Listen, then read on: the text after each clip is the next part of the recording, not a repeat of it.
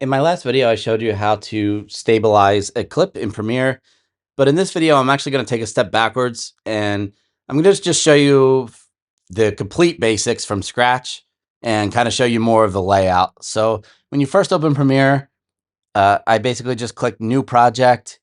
I want to start with the Untitled project. This is what Premiere does to autosave. Every time you come in, it's going to ask you if you want to replace this. You can name it something different if you're going to do a big project, or you could just leave it as Untitled until you're ready to save it as something else. But anyway, once you're in here, if your setup doesn't look like mine, you can pause the video right here and you can go through and make sure that you have every one of these checked. These are the ones that you're going to use the most if you're going to follow along with my series of videos that I'm going to be working on here and how I edit.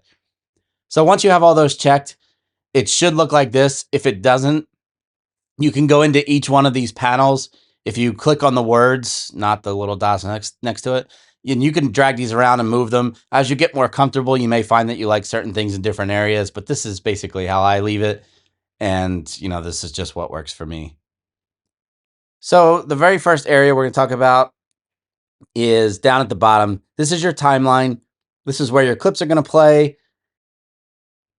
So the very first thing I like to do is get a clip in here is I just drag it from a folder, drop it right in.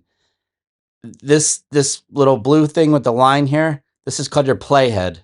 So as you click this and drag it around, you'll see, it moves in the timeline of the video. You can fast forward, rewind, go to certain spots wherever you want it just by clicking and dragging this around.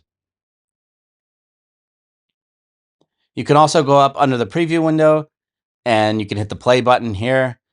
You can go backwards or forward by one frame. If you hover over it, it'll tell you what each tool does, by the way. And let's see here. Okay, so as we move around, we're looking at the clip here. On the left-hand side, down at the bottom, this is your project window. Your media browser is basically your finder. You can find your clips there. I like to just click things and drop them into the timeline, but you can also import that way. And then most importantly, this is your effects. This is where you're going to find all of your video transitions, your audio effects, your video effects, and everything like that will be found down here under the effects window. So really important section here. Again, we'll talk about this more in depth a little bit later in this video and in some other videos going forward. But you can either do the drop downs, or if you know what you're looking for example, if you know you're looking for the warp stabilizer, you can just click and drop it right in. And let me just delete that out now. So up here on the top left, under properties, this is where you can do a lot of different things. Like you can move the clip around left and right. And if you don't like the change you made, you could just click this little arrow here and that'll take you right back. It'll reset that parameter basically. You can move up and down. You could scale in and out if you want to zoom in. And then over here on the right-hand side, we'll talk about this later. This is a little bit more advanced, but this is where you would have keyframes. And just to kind of show you what you would do with that is, if you want to have one of these videos where, let's say, you start at the video at 100%, but then at the end of the clip, as you watch the clip, you want it progressively zooming in. This is what a keyframe does. So as you can see, as I move, the video sliding in. Again, a little bit more advanced. We'll talk about that later. I'm going to turn all these back off again and just reset everything where it was. And I don't know if you noticed, but right at the beginning, the footage was very shaky. That was where I accidentally bumped the camera when I was trying to hit record. Obviously, we don't want that in the video. So I'm going to show you a couple of ways we can trim a clip to get rid of stuff like that, because this is very common. This happens all the time. You can hover over your clip until your cursor turns red like this with this little arrow, and then just click and drag it over, and then move your clip back to the beginning, and it's as simple as that. That part is gone. Same with the end of the clip. You can click, drag, move things around, or you can use this razor blade tool and just cut off a section and either move it or delete it. Sometimes I'll cut off half of a video and move it to somewhere else. So that's another application you can use the razor blade tool for. And there we go. Now that's nice and smooth, looks much better. None of that shakiness. Okay, next up here on the top right, this is all of your color grading, color editing, kind of correction stuff here. If you come from Lightroom or Photoshop, this is probably very similar to what you're used to over there.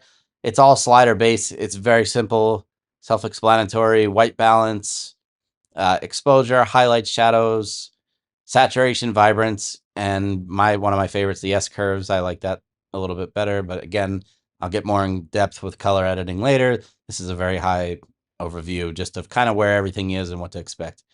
So let's say you wanted to add a second clip. You can follow the same process. Just drag, drop it right in. Trim off a little bit of the beginning again, just to get some of the beginning shakiness out. And then what you want to do is just butt it right up against the first clip. And now we can just put a little transition in there.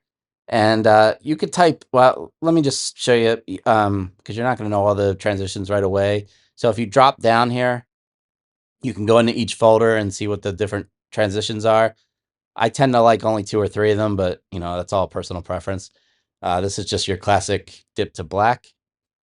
You know, it just makes it a little better transition going from one clip to the other. If you have 2 clips that are similar, it kind of breaks it up a little bit so it doesn't look like a hard chop there. Sometimes I don't use transitions at all, but if I have 2 totally different clips. But another trick that you can do is you can just, if you click on the Lumetri color on the left-hand side and copy, you can just paste it right onto another clip. That way, and that'll take all of your color grading from one clip and it'll apply it to the second clip. So again, this was just a really, really high overview of kind of where everything is, just so you can get a little bit more comfortable with what each section of this looks like, because I know at first glance this can be very overwhelming to everybody. You know, it's a lot of numbers and sliders and words that probably you're not used to seeing if you're new to video editing. Again, this is just reference for what to expect going forward. And as I mentioned before, you know, I'm going to be making a whole series. We're going to get much more in depth in this, and I hope to see you in the next video. So thanks so much for watching.